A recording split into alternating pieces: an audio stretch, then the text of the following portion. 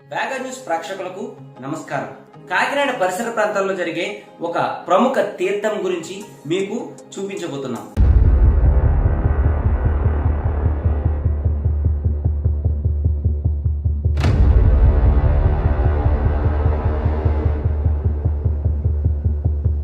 ఇక్కడ జరిగే ఈ ఉత్సవాన్ని ఉత్సవము, సందిల్ ఉత్సవంగా 3 రోజుల పాటు ఈ ఉత్సవాన్ని నిర్వహిస్తూ ఉంటారు.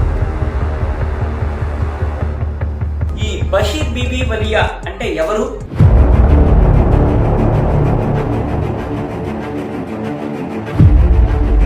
హిందువులు ముస్లింలు కలిసి వచ్చి ఇక్కడ దర్శించుకునేటువంటి ఈ బషీర్ బీబీ యొక్క చరిత్ర ఏమిటి?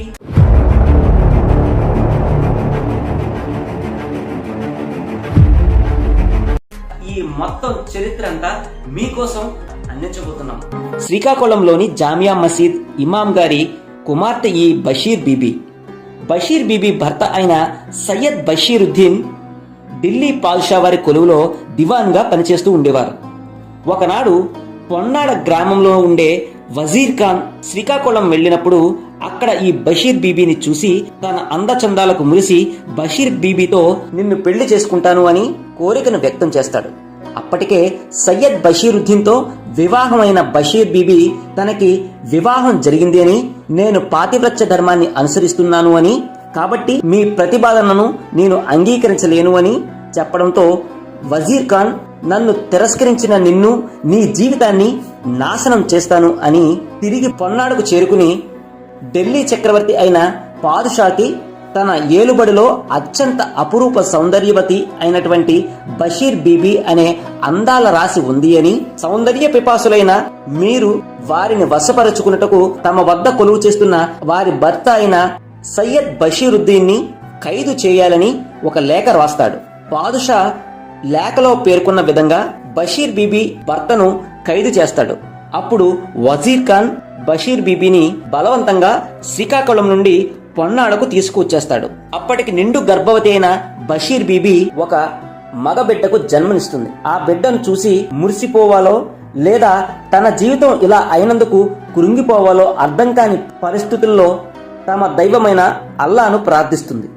అప్పుడు శ్రీకాకుళంలోని ఒక సద్బ్రాహ్మణుడు బషీర్ బీబీకి జరిగిన అన్యాయాన్ని, తన కష్టాన్ని పూర్తిగా తెలుసుకుని ఎలాగైనా తనని రక్షించాలి అనే సంకల్పంతో ఫకీర్ వేషధారంలో ఢిల్లీలోని పాదుషా వద్దకు చేరుకుని తమ ఖైదులో ఉన్న బషీర్ బీబీ వ్రతదీక్ష చేపట్టారు అని, అందుకు గుమ్మములు మెట్లు లేని 7 అంతస్తుల భవనాన్ని నిర్మించి ఆ వ్రతం పూర్తయ్యే వరకు తాము ఓపిక పట్టాలి అని, అలాగే తమ ఖైదులో ఉన్న బషీర్ బీబీ భర్తను విడుదల చేయాలి అని, అలా చేయకపోతే తనకు తన రాజ్యానికి అంతం తప్పదు అని చెప్పడంతో ఢిల్లీ పాదుషా వెంటనే బషీర్ బీబీ భర్తను ఖైదు నుండి విముక్తిని చేస్తాడు.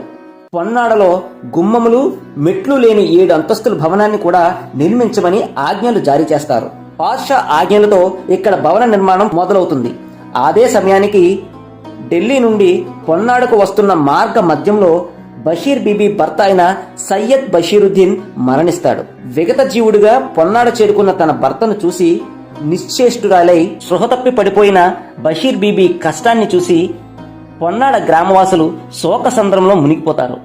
ఆ తర్వాత బషీర్ బీబీ కోరిక ప్రకారం తన భర్త దేహంతో పాటు తనని, తన బిడ్డను ఎవరూ చూడని వేళ నూతనంగా నిర్మించిన 7 అంతస్తుల భవనంలోకి ప్రవేశపెడతారు. ఈ విషయాన్ని తెలుసుకున్న వజీర్ ఖాన్ మహల్ పైకి చేరుకుని పుట్టెడు కష్టంలో దుఃఖంలో ఉన్న బషీర్ బీబీని పిలిచి మరలా తన పెండ్లి విషయమై ప్రస్తావన చేస్తాడు. శోక సంద్రంలో ఉన్న బషీర్ బీబీ మరలా తిరస్కరించి ఇకనైనా బుద్ధి తెచ్చుకుని అల్లాను శరణు వేడి చేసిన పాపానికి ప్రాయశ్చిత్తం చేసుకోమని గట్టిగా హెచ్చరిస్తుంది. మోహాంధకారుడైన వజీర్ ఖాన్ బషీర్ బీబీ మాటలను ఏమాత్రం లెక్క చేయకుండా తిరిగి బషీర్ బీబీకి 7 రోజులు గడువు ఇచ్చి 7 రోజుల తర్వాత మనస్సు మార్చుకోకపోతే అప్పుడు బషీర్ బీబీని, తన కన్న కొడుకును చంపేస్తాను అని బెదిరిస్తాడు. అప్పుడు బషీర్ బీబీ అల్లాను ప్రార్థించగా 7వ రోజున పెద్ద తుఫాను పొన్నాడ గ్రామంపై విరుచుకుపడి ఆ తుఫానులో వజీర్ ఖాన్ మరియు అతని పరివారం మొత్తం మృత్యువాత పడతారు. ఆ బషీర్ బీబీ ఉన్న 7 అంతస్తుల భవనం 6 అంతస్తులు ఇసుకలో కూరుకుపోయి 7వ అంతస్తు మాత్రమే ఇప్పటికీ చెక్కు చెదరకుండా మనకు కనిపిస్తుంది. అయితే నా పెళ్ళి 35 సంవత్సరం అండి. పెళ్ళైన కొత్త పెళ్లి కూతురు మా అత్తగారు ఇక్కడ మొక్కుకున్నారంట. మొక్కుకున్న తర్వాత నాకు కొత్త పెళ్లి కూతురునే తీసుకొని వచ్చారు. ఇక్కడ ఉత్సవాలు కూడా జరుగుతాయి, 3 రోజులు 4 రోజులు జరిగితే అప్పుడులో నాకు తెలుసు. అప్పటి నుంచి 35 సంవత్సరం నుంచి ఇక్కడికి మేము ప్రతి సంవత్సరం ఏదో టైంలో వస్తూ ఉంటాం. ఎందుకంటే మా మనసులో ఏ కోరికలు ఉన్నా సరే మేము చెప్పుకొని ఆ తల్లిని తలుచుకొని ఆ కోరిక నెరవేరితే తప్పకుండా నెరవేరుతుంది. ఇది ఎంత మాఘమాసంలో జరుగుట చేత ప్రతి సంవత్సరం మాఘమాసం ఫిబ్రవరి నెలలో ఉర్స్ ఉత్సవాన్ని నిర్వహించడం ఇక్కడ ఆనవాయితీగా మారింది. ఆ ఉత్సవమే పొన్నాడ తీర్థంగా నేటి కాలంలో ప్రాచుర్యాన్ని పొందింది. ఏదైనా తలుచుకున్నాం అనుకో, మాది ఇల్లు కట్టుకోవాలా, లేకపోతే బిడ్డలు కావాలా, లేకపోతే మనకి ఏమైనా బండి కొనుక్కోవాలా, ఏదైనా పెళ్ళిళ్ళకైనా ముందుగా అన్నీ చెప్పుకుంటాం. తల్లి నాకు ఇలా జరిగితే నీ పాదాల దగ్గరికి తప్పకుండా వస్తామని. అది కంపల్సరీగా అవుతుంది. జనం అక్కడికి తప్పకుండా వస్తారు. మళ్ళీసారి ఆ మొక్కు తీర్చుకుంటారు కూడా. ఇక్కడికి 3 రోజులు ఉత్సవాలు జరుగుతాయి. ఫస్ట్ ఉత్సవం హిందువులదే అవుతాయి. ఇక్కడ జాలారీలు ఉన్నారు ఈ పేట అంతానా, అవి మాలుపేటలో ముందు ఆళ్ళ వస్తారు. ఆళ్ళదే అవుతుంది ముందు ఈ తల్లికి పండగ. వాళ్ళ తర్వాత 2వ రోజు ఊరంతా వస్తారు. 3వ రోజు ముస్లిమ్స్కి అవుతుంది. గంధం ఆ రోజే వస్తుంది, గుర్రాల మీద వస్తుంది. అది తరతరాల నుంచి ఉన్నారు ఇక్కడ.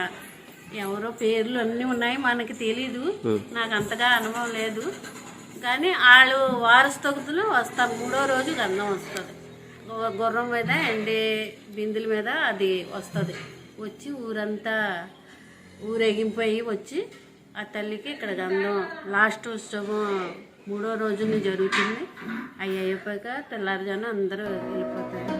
ఈ ఉత్సవాలలో ముస్లింలే కాకుండా హిందువులు కూడా పాల్గొనడానికి మరో కథ ఇక్కడ ప్రాచుర్యంలో ఉంది. ఈ పొన్నాడ గ్రామంలో నిరుపేదలైన నిజాయితీ గల దంపతులకు ఒక అందాల రాశి అయిన కుమార్తె ఉంటుంది. ఆమె యుక్త వయసుకు రాగానే పెళ్లి చెయ్యాలని నిశ్చయం చేసుకున్న తల్లిదండ్రుల వద్ద కుమార్తె అలంకరణ చేయుటకు ఏ విధమైన ఆభరణాలు లేనందున, అవి కొనే స్తోమత అసలే లేనందున ఈ విషయమై ఆమె దేవుణ్ణి ప్రార్థించగా ఆమెకు నీవు బషీరమ్మ దర్గా ముఖద్వారం వద్దకు వెళ్లి నీ విన్నపమును వినిపించు అనే అదృశ్యవాణి భగవత్ సంకల్పంగా వినిపిస్తుంది. మరుసటి రోజున బషీరమ్మ దర్గా వద్దకు ఈ పేద దంపతులు వెళ్లి ముఖద్వారం వద్ద నిలబడి, అమ్మా నాకు నీవు సహాయం చెయ్యి తల్లి అని దీనంగా ప్రార్థిస్తారు. కొద్ది సమయం గడిచిన పిమ్మట అనేక బంగారు ఆభరణాలతో ఒక బంగారు పళ్ళెం వారి ముందు ప్రత్యక్షమవుతుంది. ఈ వస్తువులను అలంకరించి నీ కుమార్తె పెళ్లి చేయుము అనే మాటలు దర్గా నుండి వినిపిస్తాయి. ఆ దంపతులు ఆ వస్తువులను తీసుకుని కుమార్తె పెళ్లి జరిపించిన పిమ్మట తిరిగి వస్తువులను దర్గా ముఖద్వారం దగ్గర పెట్టగా ఆ వస్తువులు మరలా లోపలికి వెళ్లిపోతాయి.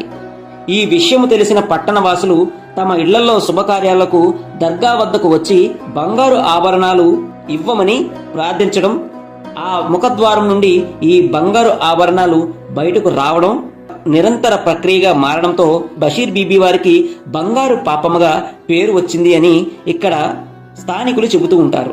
బంగారు పాప తల్లి అని మేము కొలుసుకుంటాం. తర్వాత అదే వారి భాషలో, మహమ్మద్ అన్సి భాషలో బషీర్ బీబీ ఔలియా. 7 అంతస్తులు గుడి అనమాట అండి. 7 అంతస్తులుగా అలా ఉండగానే లోపల ఉండేవారు. ఆవిడ పెళ్ళిళ్ళైనా ఏమైనా మన వస్తువులు అవి ఇచ్చేసేవారు. కానీ మహామహిమపోయిన దేవత ఆయన. చాలా ఏమన్నా కోరికలు ఏమైనా ఉంటాయండి వచ్చి తీర్చుకుంటే ప్రభుని ఎవరైనా ఏమైనా ఆపద వచ్చిందనుకుంటే మొక్కుకుంటారు. అవండి మొక్కుకోనండి వాళ్ళు వచ్చి తీర్చుకుంటారు.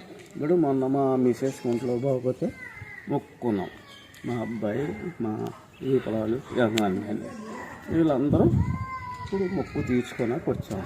అయితే ఒకనాడు బషీరమ్మ వారు ఉండే దర్గా శిఖరం పైన చెట్టును ఒక పశువుల కాపరి ఎక్కగా అతడు బంగారపు ఉయ్యాలనందు అపురూపమైన సౌందర్యమైన బాలుడు ఊగుచూ కనిపించగా ఇది చూసిన కాపరి కుర్రవాడు నిర్ఘంతపోతాడు.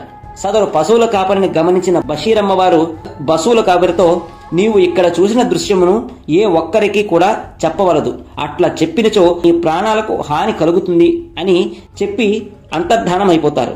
కానీ సదరు పశువుల కాపరి తన గ్రామమునకు వచ్చి తాను చూచిన విషయం గ్రామస్తులకు తెలియజేస్తాడు. మరునాడు ఉదయం అయ్యేసరికి పశువుల కాపరి మృతి చెందుతాడు.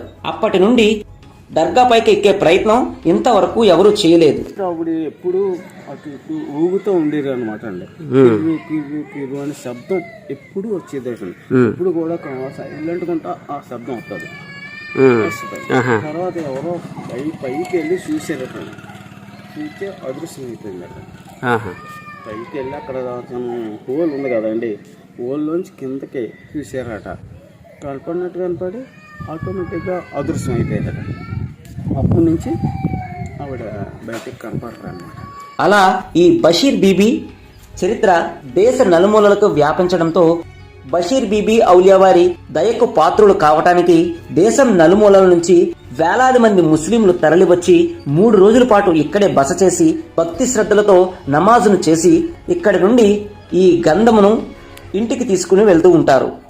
ఆ బషీర్ బీబీ యొక్క అనుగ్రహానికి పాత్రలు అవుతూ ఉంటారు. ముస్లిమ్స్ ఎక్కువ ప్రతి రోజు వస్తుంటారండి. వాళ్ళకి మొక్కుబళ్ళు తీసుకుంటారు, తలలిస్తారు. మనం హిందువులు ఎలాగా మనం వెంకటేశ్వర స్వామికి ఎలా తలనీళ్ళు వెళ్తాము, ఆ పిల్లలు పుట్టినండి వీళ్ళు ఇక్కడికి వచ్చండి అది తీసుకొని బోనాలు అవి పెట్టుకొని మేకలను అవి వేసుకొని వాళ్ళు ఏమి అనుకుంటారో అది చేస్తారు.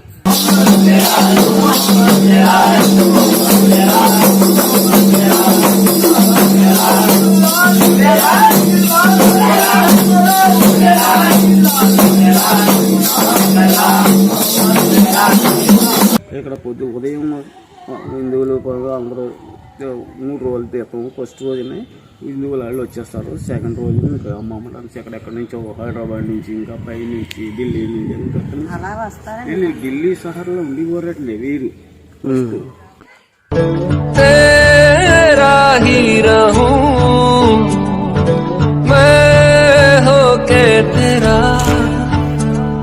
मुरादों से तू है मिला, मेरे कर्बों का तू है सिला, फैसला ले ले हौसला दे दे, तेरे रंग मैनू रंग औलिया, तेरा ही रहूं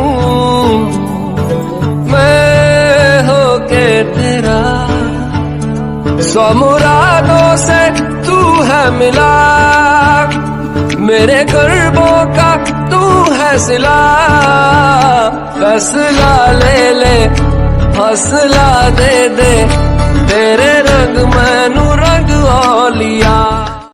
ఇక్కడ జరిగే ఈ ఉత్సవాన్ని ఊర్సోత్సవము, సందిల్ ఉత్సవంగా 3 రోజుల పాటు ఈ ఉత్సవాన్ని నిర్వహిస్తూ ఉంటారు. ఆంధ్రప్రదేశ్లోని కాకినాడ జిల్లా పిఠాపురం నియోజకవర్గం యు కొత్తపల్లి మండలం పొన్నాడలో జరిగే ఉర్సోత్సవానికి ఒక ప్రాముఖ్యత ఉంది. అదే బషీర్ బీబీ వలియా, అదేనండి బంగారు పాపగా పేరుగాంచినటువంటి బంగారు పాప తీర్థం లేదా పొన్నాడ తీర్థంగా ఈ కాకినాడ చుట్టుపక్కల పరిసర గ్రామాల వారికి తెలిసిన ఈ పొన్నాడ తీర్థానికి దేశం నలుమూలల నుండి అనేక మంది ముస్లిం సోదరులు కుటుంబ సమేతంగా ఇక్కడకు విచ్చేసి 3 రోజుల పాటు ఇక్కడే బస చేసి 3వ రోజున ప్రసాదంగా అందించేటువంటి గంధాన్ని తీసుకుని వెళ్తూ ఉంటారు. కాకినాడ జిల్లా యు కొత్తపల్లి మండలం పొన్నాడ అనే ఒక చిన్న గ్రామంలో జరిగే ఒక పెద్ద వేడుక పొన్నాడ తీర్థం లేదా బంగారు పాప తీర్థం. सलाम उस पर के जिसने बेकसों की दस्तगीरी की, सलाम उस पर के जिसने बात. ఈ తీర్థానికి చేరుకోవటానికి అటు హైదరాబాద్ వైపు నుండి గాని ఇటు విశాఖపట్నం వైపు నుండి గాని రోడ్డు మార్గం, రైలు మార్గాలలో కాకినాడ పట్టణానికి చేరుకుని అక్కడి నుండి పిఠాపురం మీదుగా యు కొత్తపల్లి మండలంలోని పొన్నాడ గ్రామానికి చేరుకోవచ్చు.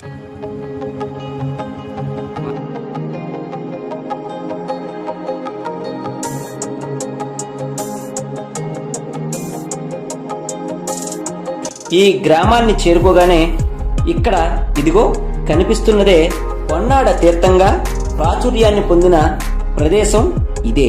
ఇక్కడే 3 రోజుల పాటు జరిగే ఉత్సవాలలో రాష్ట్రం నలుమూలల నుండి వేలాది మంది ముస్లిం కుటుంబాలు ఇక్కడకు చేరుకుంటాయి. కేవలం ముస్లింలే కాదండి, హిందువులు కూడా ఇక్కడకు చేరుకుని బంగారు పాపమ్మకు నమస్కరించి వెళుతూ ఉంటారు. బాను, నేను ఐలేశ్వరం నుంచి వచ్చాను. నాకు ఇది చాలా నమ్మకం. నా యంగేజ్ నుంచి, నాకు ఊహ తెలిసిన కాడి నుంచి నేను చాలా బిలీవ్ చేస్తాను. ఎందుకంటే నేను అడిగిన దానికి ప్రతిదీ నాకు అచీవ్ అయింది. అండ్ ఐ గెట్ సక్సెస్ కూడా. నాకు ఏదైనా మనసులో ఏదైనా పని జరగాలని నేను కోరుకున్నాను అనుకోండి, ప్రతిసారి నేను వస్తాను. అయ్యాక మళ్ళీ నేను వచ్చి నేను ఏ అనుకుంటానో అది జరుగుతుంది. కాబట్టి చాలా ఫెయిత్ఫుల్ మహిమ మదర్ ఇది. అంటే ఈవిడ చాలా గ్రేట్ఫుల్. నాకైతే చాలా బిలీవ్ ఉంది. ఎందుకంటే మనం అడిగిన దానికి నాట్ ఇన్ ముస్లిమాన్స్, హిందూస్ కూడా చాలా మంది వచ్చి చాలా ఇది చేస్తారు. ఎందుకంటే అంత పవర్ఫుల్, అంత నమ్మకం, అంటే మనది కోరికలు ఫుల్ఫిల్ అవుతుంది. కాబట్టి ఆ దేవుడు, ఆ అమ్మ చాలా గ్రేస్ఫుల్. చూసారుగా, ఎంతో చరిత్ర గల ఈ పొన్నాడ తీర్థం సంబంధించినటువంటి చాలా విషయాలు తెలుసుకున్నారు కదా. మరి ఈ ఉర్సు ఉత్సవంలో ఇచ్చేటువంటి బంగారు పాపమ్మ వారి ఆశీస్సులతో పాటు గంధోత్సవంలో ప్రసాదంగా మనకి ఇచ్చేటువంటి ఆ గంధాన్ని తీసుకువెళ్లి మన ఇంటిలో జల్లినట్లయితే సకల శుభాలు జరుగుతాయని స్థానికుల నమ్మకం. ఆ నమ్మకానితో పాటు ఇక్కడ జరిగేటువంటి ఈ ఉత్సవం చూసి తీరాల్సిందే. మరింకెందుకు ఆలస్యం, ఆ పిఠాపురం తాలూకా పొన్నాడ గ్రామంలో జరిగేటువంటి ఈ గంధోత్సవానికి తప్పకుండా హాజరుకండి. ఈ ప్రోగ్రాం మీకు నచ్చినట్లయితే తప్పకుండా మన ఛానల్ ని సబ్స్క్రైబ్ చేయండి. ఈ వీడియోని మీ ఫ్రెండ్స్ తో షేర్ చేసుకోండి. అలాగే లైక్ చేయండి. తప్పకుండా మమ్మల్ని ఆశీర్వదించండి. స్థానికంగా జరిగే మరొక వేడుక ఆలయ దర్శనంతో మళ్ళీ మీ ముందుకు వస్తాను. అంతవరకు సెలవు. నమస్కారం. నేను మీ బ్యాగా శ్యామ్ ప్రసాద్.